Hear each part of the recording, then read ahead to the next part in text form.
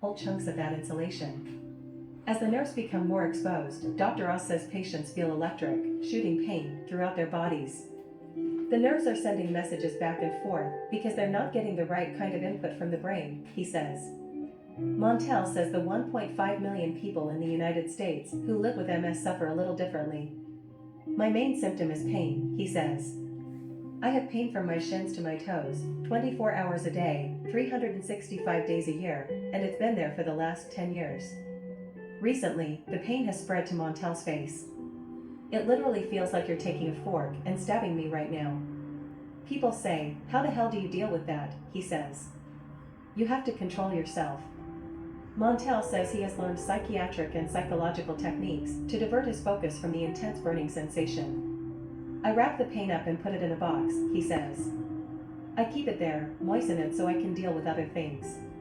In addition to the pain, Montel also deals with other debilitating symptoms of MS. Montel says that 70% of people with MS have an inability to process high temperatures.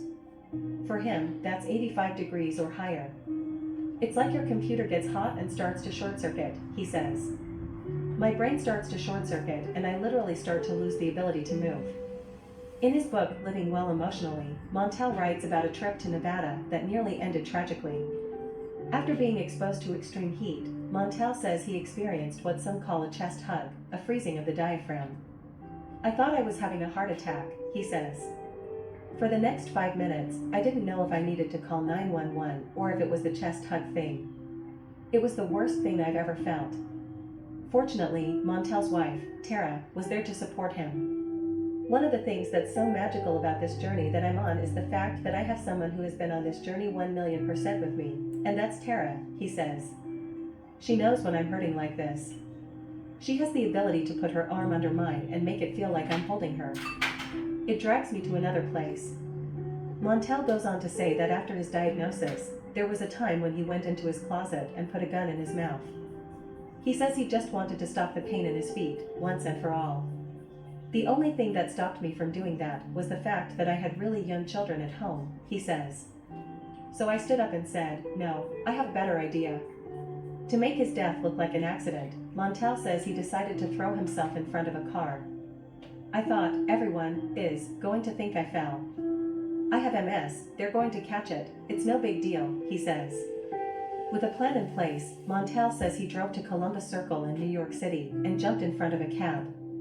The driver slammed on the brakes, narrowly avoiding Montel. So he jumped out of the car and helped Montel to the curb. I swear to you, Oprah, at that moment I had an epiphany, he says. The epiphany was that this man, out of nowhere, recognized me. He said, man, we can't lose you. What happened? Did you trip? He was all worried about me, and I stopped and said, how dare I do this? How dare I? After receiving a serious diagnosis, Montel says a person must learn to deal with it in their own way. I could stop and say, this is it. Stay in bed and not get up, he says. Or I could get up and be a contributing member of this society and try with it. These days, Montel tries to think of his illness as a gift.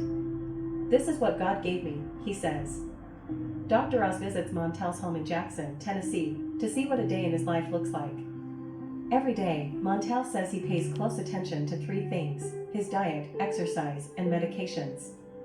He starts his day with a series of medications, 27 pills, and a few injections. What's his biggest fear when he wakes up? Not being able to walk. To ease the pain in his legs and gain strength, he also hits the gym. Montel says he's rarely missed a workout since being diagnosed. A healthy diet full of fruits and vegetables is also important to Montel's health. They're cooling to an inflammatory state, so the more vegetables I put in my body, the cooler I feel, he says. That can mitigate that pain by about 2%. Some days, no matter how hard he tries to stay positive, Montel tells Dr. Oz he wishes he could forget about his illness. I have those days. Damn, I'm tired of being sick, he says. But if I spend less time focusing on how miserable I am, I start thinking about things outside of myself. It stops hurting. When he wants to escape from it all, Montel grabs a fishing rod and heads out on the water with his father-in-law, whom he calls his best friend. I deliberately came here because I don't want anyone to call me, he says. I don't want to talk to anyone. Though he still has dark moments, Montel has found peace with himself and his illness. Peace comes from knowing, when I finally figured it out, I have MS. I have it. MS will never have me, he says. I have to accept the fact that I have it, but that doesn't mean I have to give in to it. With deep sorrow, we end this video in honor of the talented